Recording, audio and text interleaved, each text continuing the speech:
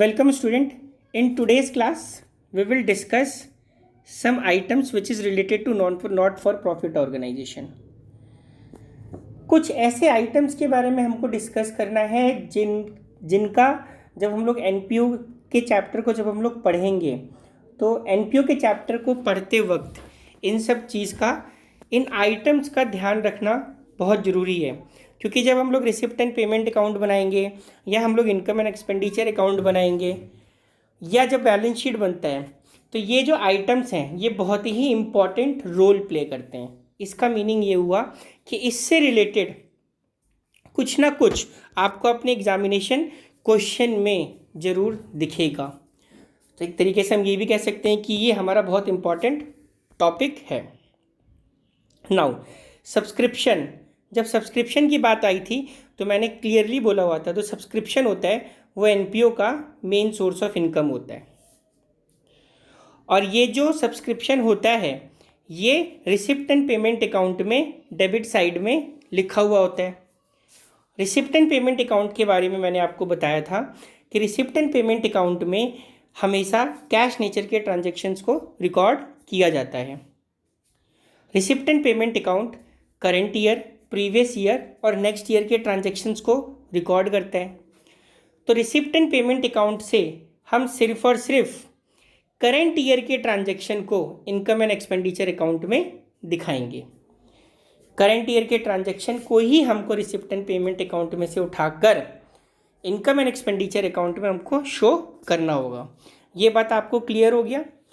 इसका मीनिंग आपको क्लियर है? ठीक है बच्चों। नाउ अब हम लोग क्या बात करेंगे, लाइफ मेंबरशिप फ़ी के बारे में बात करेंगे। देखो बच्चों, कभी कभी क्या होता है कि ऑर्गेनाइजेशन का मेंबर बनने के लिए for the whole of the life जो मेंबर होता है वो एक अमाउंट पे करता है लमसम में। अब ये लमसम क्या हो गया कि वो पैसा एक ही बार में पे कर देगा। जब ये पैसा एक ही बार में पे करेगा तो ये नॉन रिकरिंग इन नेचर हुआ। ये कौन सा नेचर हुआ? Non recurring in nature. और ये हमारा क्या हो गया, लाइफ मेंबरशिप फ़ी कैपिटल नेचर है। एक तरीके से इसका ये क्या बोल सकते हैं आप इसको, ये नॉन रिकरिंग ट्रांजैक्शन है। ठीक है बच्चों, नेचर नहीं बोलना, ये नॉन रिकरिंग ट्रांजैक्शन है जो कि कैपिटल नेचर का है। मैंने क्या बोला? नॉन रिकरिंग ट्रांजैक्शन जो कि कैपिटल नेचर का है। और अगर ये कैपिटल नेचर का है तो इसको हम इनकम एंड एक्सपेंडिचर अकाउंट में नहीं दिखाते। इसको हम लोग इनकम एंड एक्सपेंडिचर अकाउंट में नहीं दिखाएंगे। इसको हम क्या करेंगे, लाइबिलिटी साइड में दिखाएंगे। लाइबिलिटी साइड में कहाँ पर? बैलेंस शीट में। ठीक है बच्चों, ये बात आपको क्लियर है? नाउ अब लाइफ मेंबरशिप फ़ी के बारे में के बाद हम लोग किसकी बात करेंगे? अब हमें बात करना है एंडोनमेंट फंड के बारे में। अब देखो, एंडोनमेंट फंड क्या होता है? ये एक तरीके का फंड होता है, किसी ने गिफ्ट कर दिया, उससे ये इनकम जनरेट होती है। और जब ये इनकम जनरेट होती है तो ये एक स्पेसिफिक पर्पस के लिए हमको मिलता है। क्योंकि ये स्पेसिफिक पर्पस के लिए मिलता है तो ये हमारा एक तरीके का क्या हो गया, कैपिटल रिसिप्ट हो गया। और क्योंकि ये कैपिटल रिसिप्ट है इसलिए हम इसको लाइबिलिटी साइड में दिखाएंगे। इट मीन्स अगर क्वेश्चन में आपको एंडोनमेंट फंड गिवन है तो उसको आपको इनकम एंड एक्सपेंडिचर अकाउंट में बिल्कुल भी शो नहीं करना है। इसको आप कहाँ पर शो करेंगे? कहाँ पर शो करेंगे? बैलेंस शीट में लाइबिलिटीज़ साइड में शो करेंगे। ठीक है बच्चों। Now we will talk about entrance fee. अब हमें किसके बारे में बात करना है? एंट्रेंस फ़ी के बारे में बात करना है। देखो, कभी कभी नहीं, हमेशा आप मान के चलो, जब भी कोई मेंबर एनपीओ का पार्ट बनता है, जब भी कोई नया मेंबर एनपीओ का पार्ट बनता है, जब भी कोई नया मेंबर एनपीओ का पार्ट बनता है तो वो एक अमाउंट पे करता है। वो एक अमाउंट पे करता है। ठीक है बच्चों, क्योंकि ये एनपीओ के लिए एक तरीके का इनकम है इसीलिए इसको हमको कहाँ पे दिखाना होगा? इनकम एंड एक्सपेंडिचर अकाउंट में, इनकम साइड में। इनकम एंड एक्सपेंडिचर अकाउंट में, इनकम साइड में। अगर क्वेश्चन में कोई स्पेसिफिक इंस्ट्रक्शन है, जैसे कि मान लो, स्पेसिफिक इंस्ट्रक्शन से मेरा मतलब है जैसे कि मान लो किसी ने हमको एंट्रेंस फ़ी दे दिया 50,000। अब बोला कि ये जो 50,000 है इसको आप कैपिटल रिसिप्ट ट्रीट करिए। मैंने क्या बोला, इसको आप कैपिटल रिसिप्ट मानिए। तो अगर क्वेश्चन बोलता है कि एंट्रेंस फी आपका कैपिटल रिसिप्ट है, तो ये सीधे सीधे कहाँ पे ट्रांसफ़र हो जाएगा, बैलेंस शीट में। कहाँ पर, लाइबिलिटी साइड में। अगर क्वेश्चन में स्पेसिफिक इंस्ट्रक्शन गिवन है, अगर क्वेश्चन में कोई भी स्पेसिफिक इंस्ट्रक्शन नहीं गिवन है, तो हम एंट्रेंस फ़ी और एडमिशन फ़ी को इनकम मानेंगे और उसको इनकम एंड एक्सपेंडिचर अकाउंट में ही ट्रांसफ़र करेंगे। ठीक है बच्चों, ये बात क्लियर है? यहाँ तक आपको समझ में आया? नाउ अब हम बात करते हैं डोनेशन। डोनेशन के बारे में मैंने आपको ऑलरेडी बताया हुआ था। डोनेशन हमारा दो टाइप का होता है, एक हमारा होता है जनरल डोनेशन, एक होता है हमारा स्पेसिफिक डोनेशन।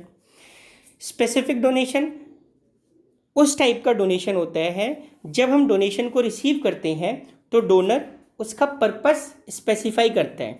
जैसे मान लो किसी ने हमको डोनेशन दिया और बोला कि इससे आपको स्विमिंग पूल बनाना है। किसी ने हमको डोनेशन दिया और उसने क्या बोला कि इससे आपको स्विमिंग पूल बनाना है। तो जब इससे हमको स्विमिंग पूल बनाना होगा, जब इससे हमको स्विमिंग पूल बनाना है तो इसका एक पर्पस स्पेसिफाई कर दिया। जब ये पर्पस स्पेसिफाई कर दिया तो इसको हम बैलेंस शीट में लाइबिलिटी साइड में दिखाएंगे।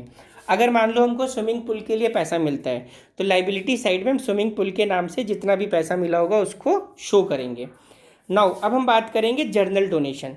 जो जर्नल डोनेशन होता है, जर्नल डोनेशन में डोनर पर्पस को स्पेसिफाई नहीं करेगा।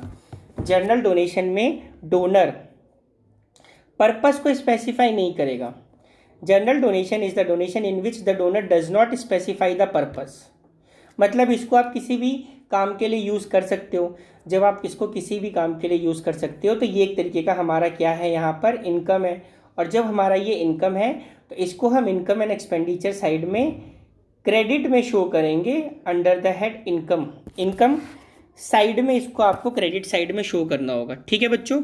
लेगेसी, देखो बच्चों, लेगेसी क्या होता है? लेगेसी एक तरीके का नॉट फॉर प्रॉफिट ऑर्गेनाइजेशन। जैसे मान लो कोई डिजीज्ड पर्सन है, वो अपनी इच्छा अनुसार जब कोई भी पैसा एनपीओ में देता है तो उसको हम क्या बोलते हैं, लेगेसी बोलते हैं। और ये रिसिप्ट एंड पेमेंट अकाउंट में डेबिट साइड में शो किया जाता है, क्योंकि ये जो लेगेसी होता है ये नॉन रेकरिंग नेचर है और ये कैपिटल रिसिप्ट है। इसका नेचर क्या है, कैपिटल रिसिप्ट। और ये नॉन रेकरिंग ट्रांजैक्शन है, नेचर है कैपिटल रिसिप्ट। इसलिए इसको हम कहाँ पे शो करेंगे, लाइबिलिटी साइड में शो करेंगे। कहाँ पर, बैलेंस शीट में लाइबिलिटीज साइड में इसको शो करेंगे। ठीक है बच्चों। नाउ अब हम बात करते हैं,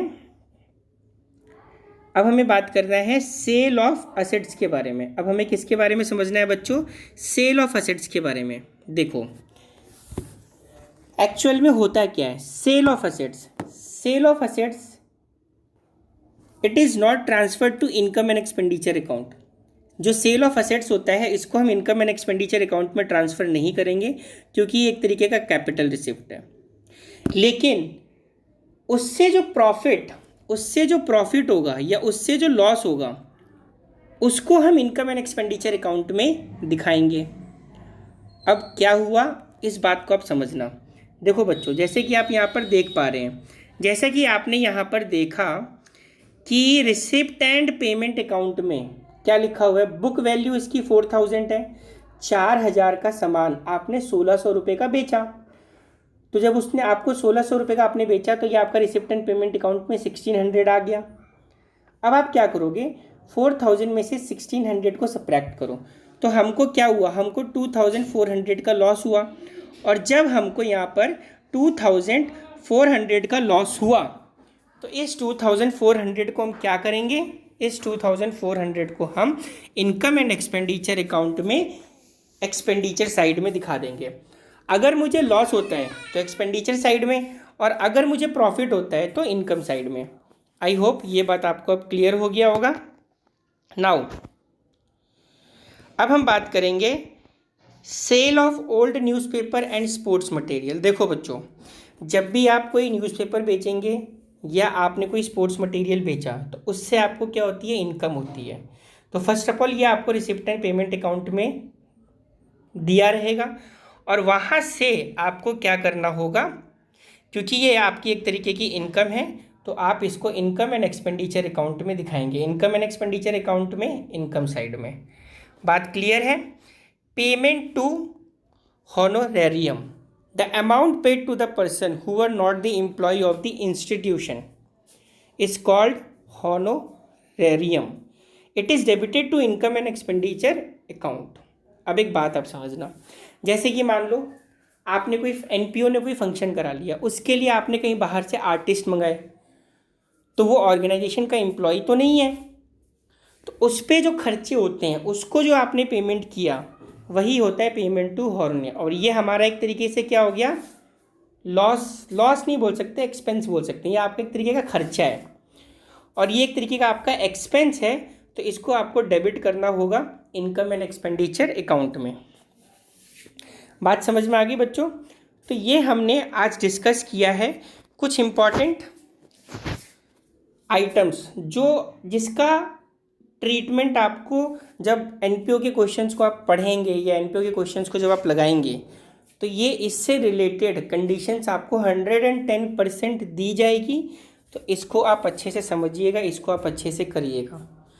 ठीक है बच्चों, अगर आपको कंटेंट समझ में आया है तो आप चैनल को सब्सक्राइब कर सकते हैं, बेल आइकन को प्रेस कर सकते हैं, ताकि फ्यूचर में जब भी वीडियोज़ अपलोड होंगे तो आपको उसका नोटिफिकेशन मिलेगा। थैंक यू बच्चों, थैंक्स फॉर वॉचिंग।